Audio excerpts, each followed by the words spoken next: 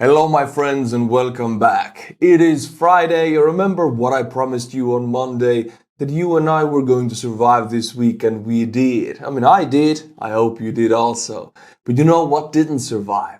Yeah, you're correct. A Russian airfield, military airfield. And also there's a surprise with this one, because look at this dude. Before we go to him, I want to make sure you know all about the attack of this airfield, but this guy, he had quite a surprise when this airfield was attacked. Here is the airfield.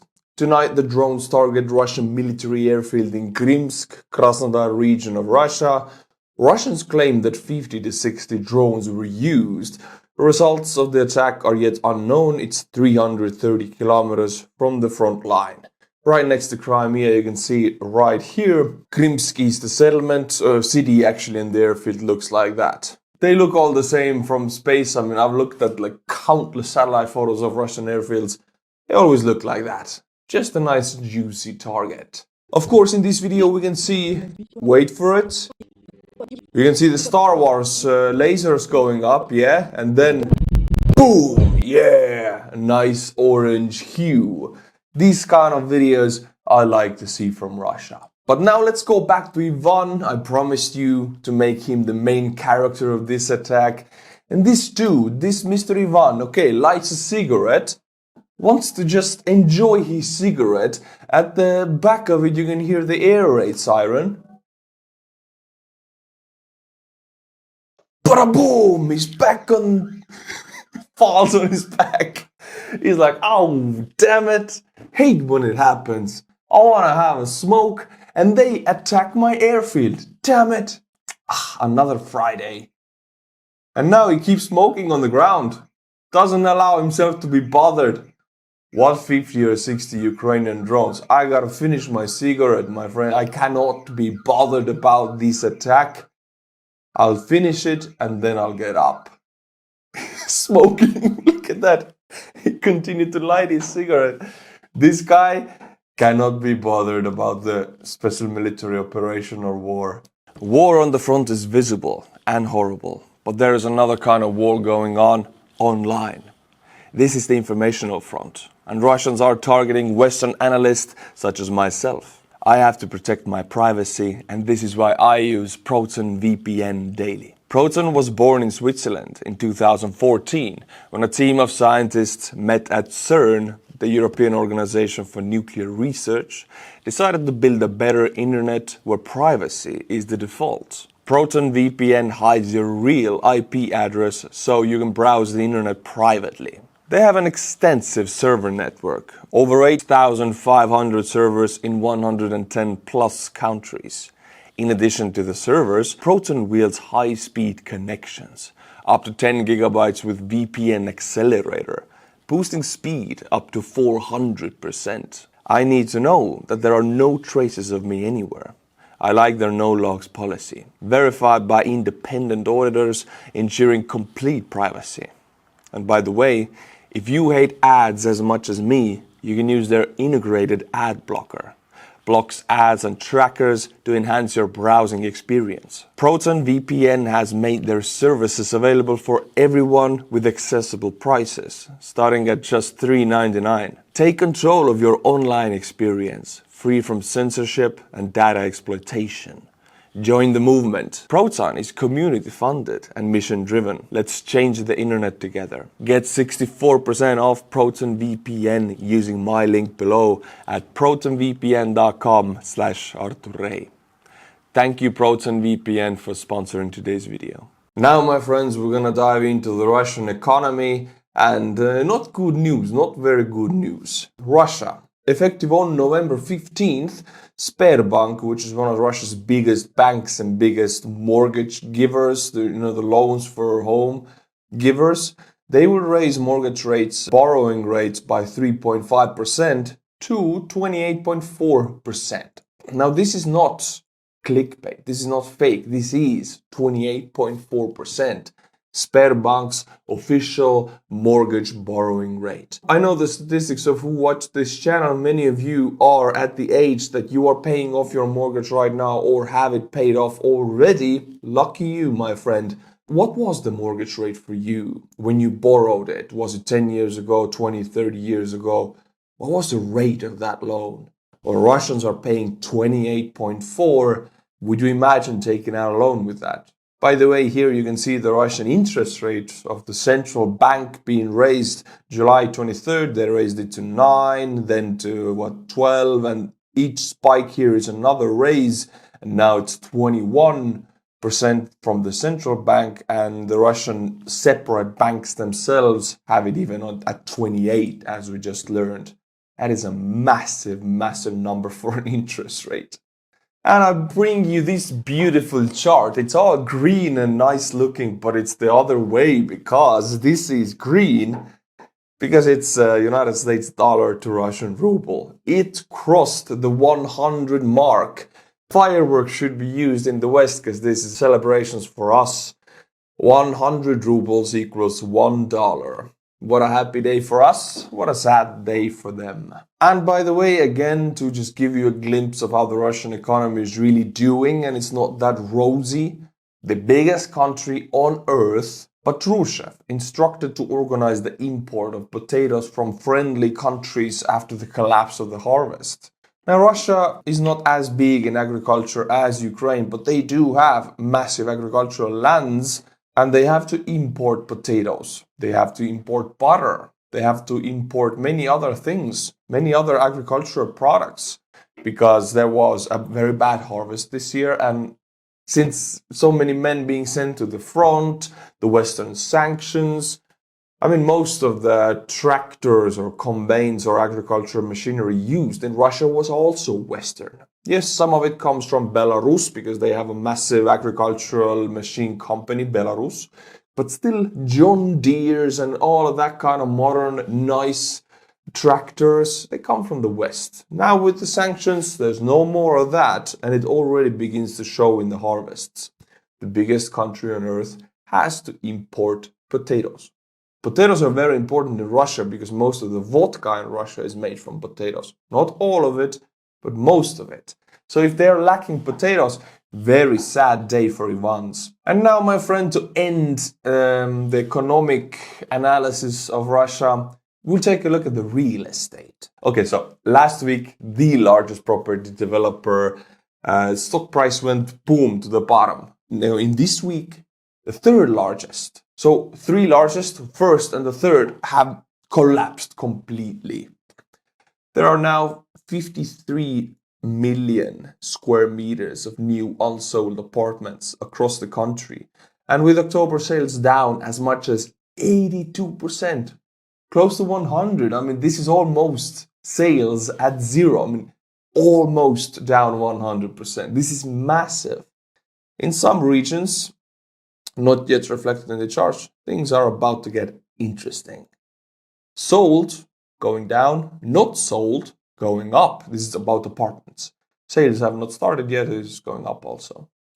So real estate doing bad, agriculture doing bad, railways doing bad, automotive industry owned by the Chinese now, aerospace industry making airplanes doing extremely bad, down 95%.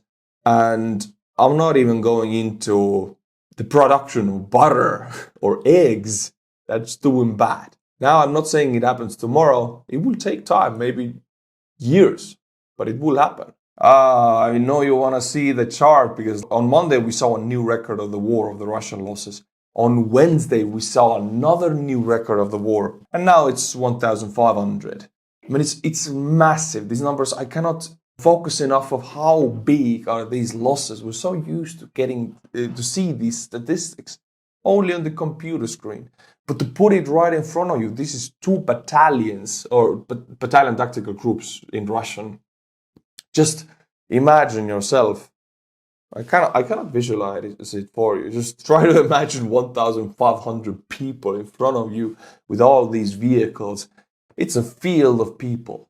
And that is only one day. By the way, on Monday, around that time actually, the Kursk counterattack from the Russians began. So Putin gave the political order to take the Kursk areas back for January 20th, or before Trump becomes president. So massive assaults have begun from the Russian side. Every day they're striking with massive amounts of infantry and these convoys. Now I watch all of these footages, tons of videos come out. There's many visual proof, but I cannot show it to you because it's YouTube and I have my overlords here. But I've watched it all, so you wouldn't have to. It's convoy after convoy. It all looks the same. It's fields and a road, and that road is mined and under Ukrainian FPV look and artillery look.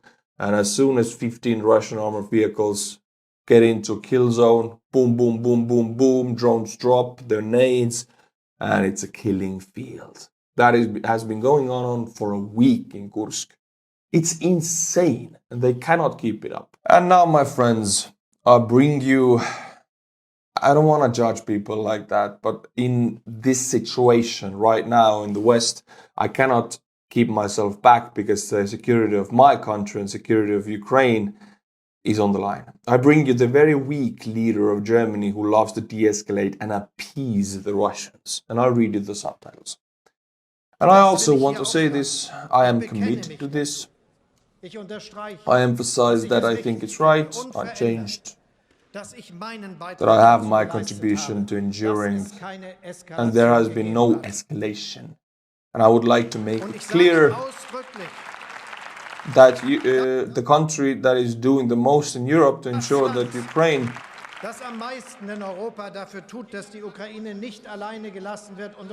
is not left alone and is supported is also a country that must ensure that an escalation does not occur. Russia escalates every day. We want to get to the North Korean topic. There are new weapons. There's so much that is escalation to its core happening in this war. It's not connected to Scholz at all. The escalation here is done by Russia. The West cannot almost do anything that is an escalation compared to what Russia is doing every day. This is fear. This is weakness. This is Chamberlainian appeasement of terrorist country Russia. Scholz has no position in the German leadership anymore. He has to go. He's weak and he's dangerous for European Union. Just to bring you an example. Russian troops executed passerby woman in Donetsk Oblast. We have drone footage of this. I'm not going to show it to you. It's like Bucha. I've been to Bucha many times. Saw the photos. I went there with Operator Starsky. He was there when everything was just discovered. This is happening still in occupied villages, Ukrainian villages occupied by Russia. This is happening. People on the street getting gunned down. This is an escalation. There's nowhere else to escalate this war. All atrocities we saw in the Second World War done by the German Reich is done by Russia now in Ukraine. Everything. Where is to escalate? What are you afraid of, Mr. Scholz? We have to set the red lines that this would stop. The killing would stop. And if people in the West say, we want to stop the killing, stop the war. No, you cannot stop the war with Russia. You have to stop the Russian army. You have to destroy every last bit of that army because that army only exists to do the things that the German Reich did in World War II. You cannot make peace with Russia. You can only destroy their army and then peace will bring itself. Kursk is not the only area the Russians are initiating massive assaults. Well, actually, all across the fronts right now. Russians are recruiting over 30,000+ men a month, even 40. And Putin is desperate because he knows Russian economic situation. $30 billion a year goes only to the payments of the deceased soldiers' families. 30 billion a year. That is insane amount, and Russia cannot sustain that. So Putin's time is running out because he knows how much money he has. He has a lot. He has hundreds of billions. But if you're burning 30 only on the payments of deceased soldiers, that will, first of all, overheat the economy by just injecting money into it, and second of all, the money will run out. So he doesn't have time, so he is issuing these political orders just to attack in Kursk, attacking Kupiansk. Talking about Kupiansk, for example, Russian paratroopers have been pushed out of Kupiansk in the Kharkiv region. The enemy failed to secure their positions. As a reminder, yesterday, Russian forces disguised themselves in Ukrainian armed forces uniforms and attempted a massive assault to break through the defenses, even managing to temporarily enter the city. Kupiansk. Kupiansk is in the northern eastern front. It's in Kharkiv Oblast. It's a massive assault area for the Russians. And this is the first time they have entered the settlement. But they were pushed out today. I don't want to watch the whole video. I mean, it's playing on the screen. I'm not going to waste your time by reading the subtitles of this video. But what Lavrov, the foreign minister of Russia, is complaining in this video is that his private jet that he uses to fly around in the world, into the countries that he can fly to, he has massive issues with refueling, because most of these refueling companies or refueling process is done by the help of the companies or by equipment that is done in the West. So Western sanctions are actually hurting the refueling process of Lavrov's private jet, even in Russian-friendly countries. And Lavrov is really salty about it. He don't like it. He's talking about in this video how Americans should really think that the sanctions have effect on third parties also, and I cannot refuel my plane. I don't know what world the dude is living in, but that's the main point of these sanctions, for these things to be very uncomfortable for Lavrov. So by him complaining about it, I know these sanctions are working good. Russians looting Russian villages is a massive issue in Kursk. There are villages where Russians are claiming that they were looted by armed forces of Ukraine, but the armed forces of Ukraine never was in that village, because it has always been, the village is in Russia, in Kursk.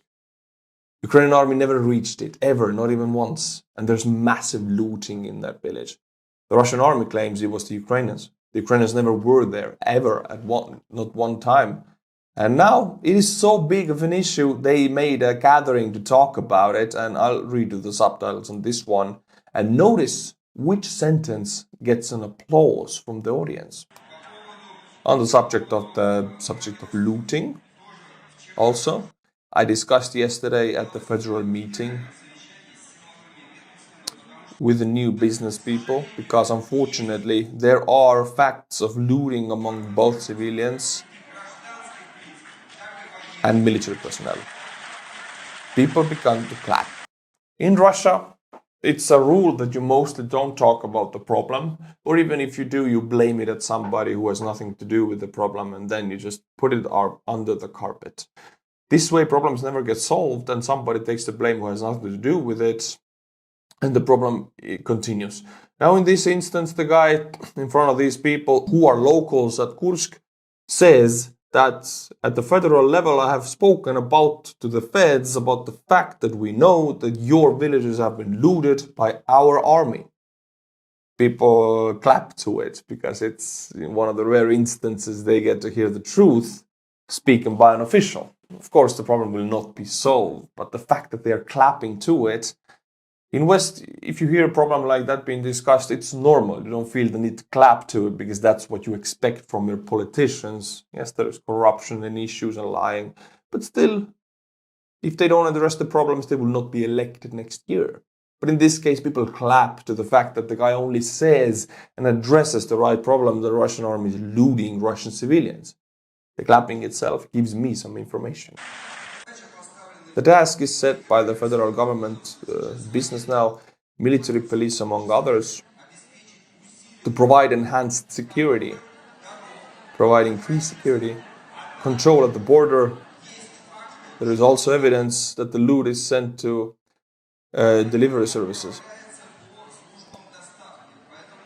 That's why the goal has already been set to stop the intake.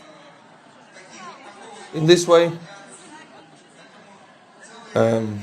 number of measures have already been taken. It's funny, the Russian people hear, oh, the guy's doing something. They're already reacting to it. The guy who's speaking on the stage, they say, yeah, he's doing something. The fact is, the secret police have been summoned. The military police will look into it. It is the military police who is doing the looting. They have free hand. If you're part of the military police in Russia, you can do pretty much anything, because it's the special military operation, and the government just wants these guys to have as much power as possible to ensure they can use any means necessary on the front to ensure order remains. So these guys are gods. They can loot. They can do whatever. They are above the law. They are the ones doing all of this stuff. It's funny. It's like you watch a bunch of monkeys having like an issue, or like there's a banana up there and they don't know how to reach it, and they come out with this stupid like conclusions, like humans analyzing monkeys, because the people here are being promised solution by the military police, who is doing the looting itself. I mean, for me, it's a comedy show. A new video has appeared, and this comes from the occupied Donetsk region. Video of a new large cut-up cemetery in the Donetsk region, of which there are dozens. This is estimated to currently hold 6,000 izgoi. You can see a semi-truck load of them being delivered and a large excavator doing the digging. I see no markers or flowers, so they may be pit burials of unidentified dead or missing in action. The white between the rows may be snow.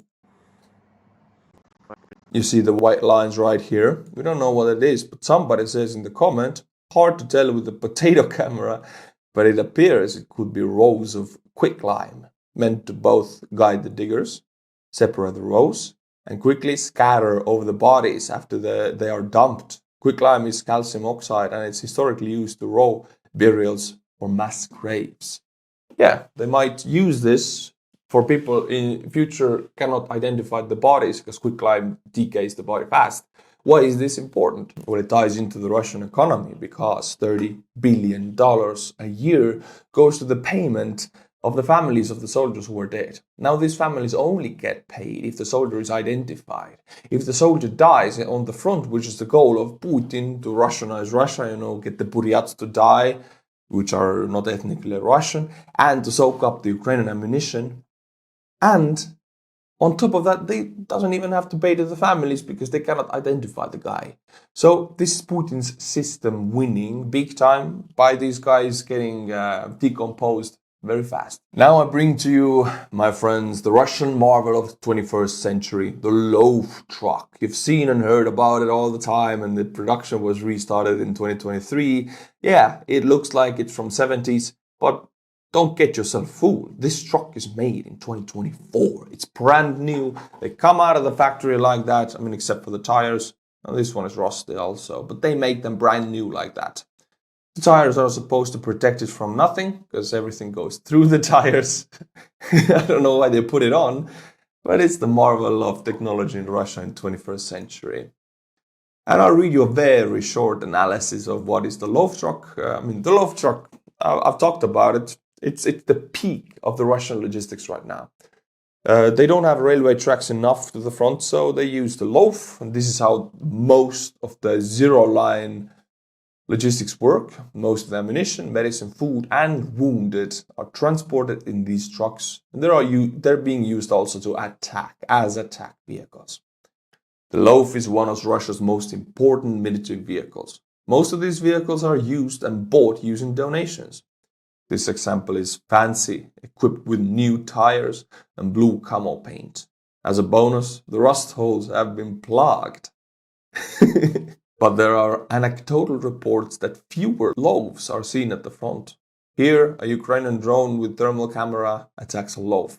It has the caption, "By the way, we began to notice that the enemy already has a shortage of them." This is an enigma. It truly is. It's very interesting because Russia cannot produce mass quantities of high-tech weaponry or infantry fighting vehicles, but they can produce mass quantities of loaf trucks. They have that capability, and that has known to be the strength of the Soviet Union and the strength of Russia to produce low-quality, low-tech vehicles. They have done it. And we see the shortage of Russian army having in the loaf trucks. Why? Because Russia can mass produce them. This is an enigma. The number of loaves inside Russia should be huge, as this vehicle has been produced for decades. So why would there be less of them? Are there fewer donations because there's less money? Comments are welcome. Yeah, I asked the same question because I have no answer. By all analysis, this vehicle should become more and more and more used. Here is the video of this loaf being incinerated. Oryx lists only 120 of these vans but the true number must be much higher. The roads are lined with the burned out shells. It's basically a Scooby-Doo van, but the Russian version. Now we touch upon the topic of North Koreans in Ukraine. It's a big topic in this video, many new informations. Ukraine is the first country in the world where dogs will eat Koreans. Oh, look how the turntables. It is true, because the dogs on the front, I mean, if you've seen videos of it, it's weird, because the pigs and the dogs on the zero line are super fat. You don't even need 3 reasons to guess. There's one reason only. I'm not going to say it, but you know what it is. Also, North Korean soldier going home from Ukraine.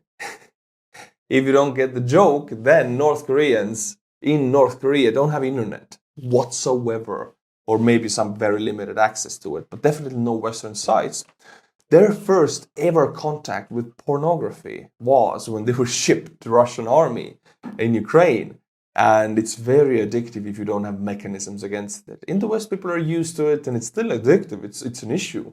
But people are used to it, and, you know, we have other stuff also. But North Koreans, I mean, they have no protection against it. It's much like the Native Americans when they got the smallpox or whatever diseases or whiskey. You know, they had no protection mentally against it. No mechanisms mentally.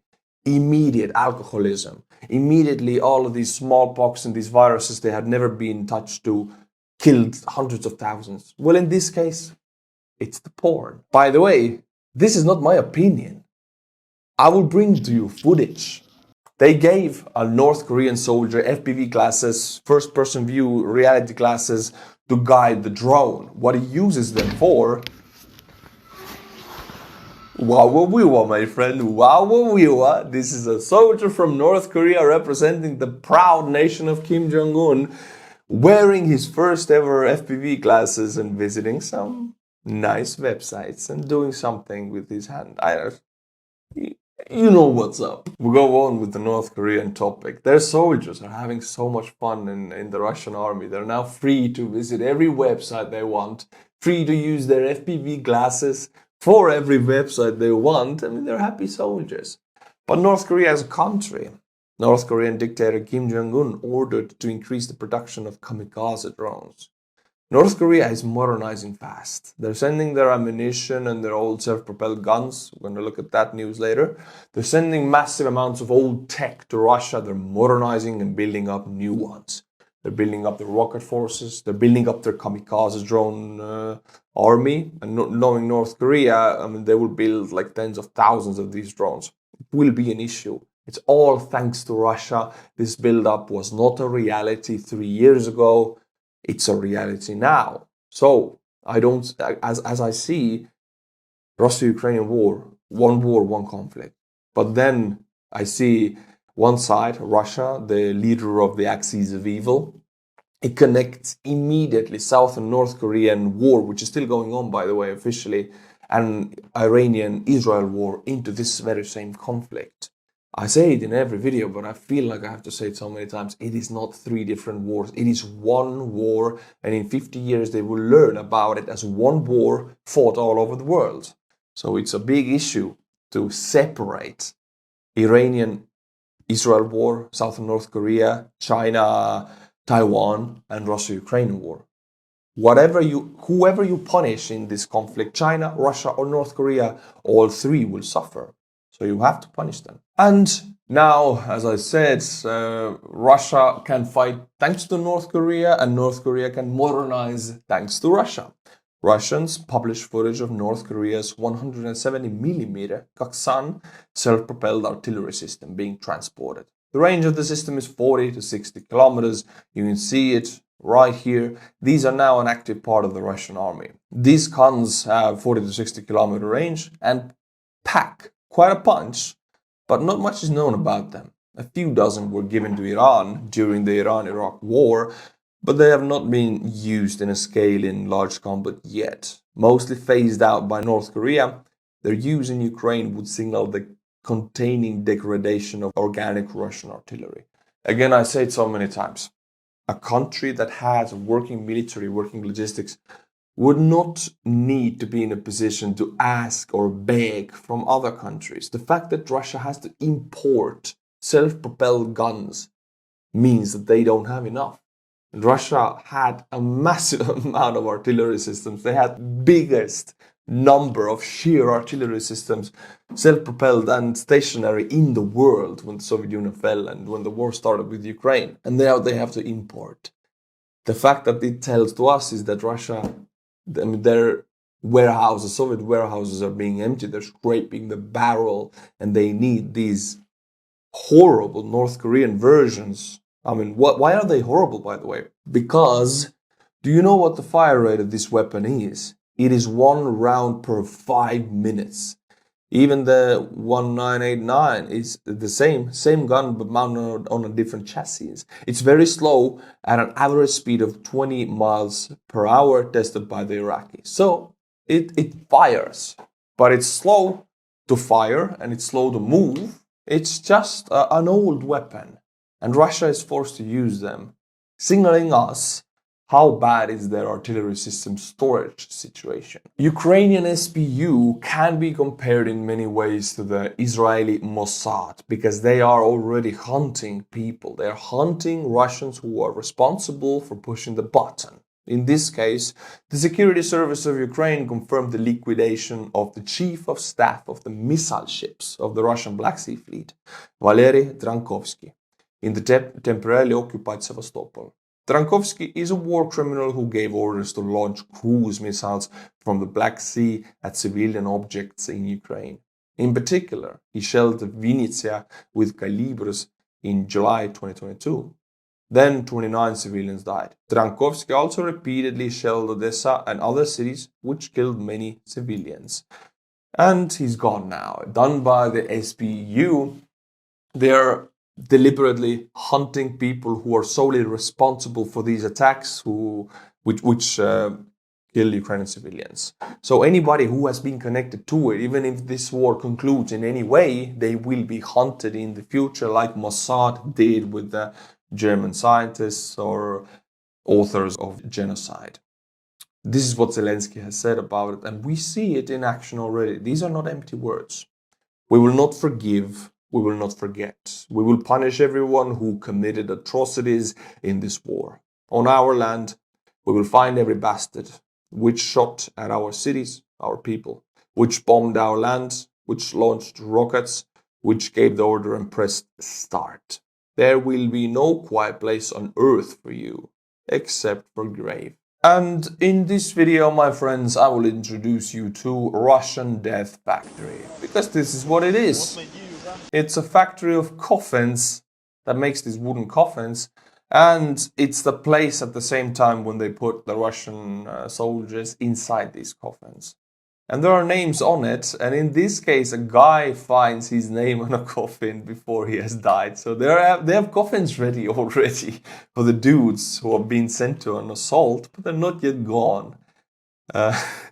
He finds his friends' names. They're already enlisted as dead or missing in the Russian army. I mean, they know their fate. There's nothing going to change. There's no surprises in the future because they know what's going to happen. He says that it stinks in here and he has to go. So he begins to go out. I need to get out of here. It stinks.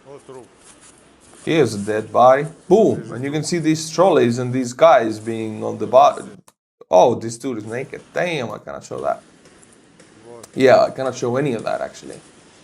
But yeah, these dudes are waiting, they're just rotting here, awaiting their wooden coffin, their wooden new home for eternity. And I feel bad for these guys, you know what? Because they cannot be a part of the honorary process of enriching the Ukrainian soil. Because if they would be in Ukrainian soil right now, sunflowers could grow out of them. The wolves and the dogs and the pigs could eat their stomachs full, but now they're just in the coffin, useless. So, unfortunately, these guys not that lucky. They could have been part of new sunflowers, but they're not. There's many more of them. I will end with this video with this positive note, my friends. And now, like in every video, we will end this week to celebrate our survival of this week because it's mentally really tough right now in the world. We did it. And I'll butcher some Buy Me a Coffee monthly members. We have 5 new people who have joined our army to support the channel, to speak the truth in this information war. Here we go. Nick. Nicola Praita. Reptire. Nick at Valkenhaus. Vilgus Web. Thank you to these 5 people. And if you like my channel, become a monthly member of Buy Me a Coffee. Link is in the description below. Until my next video, my friends, which will be on Monday as usual. Slava Ukraini, and bye bye.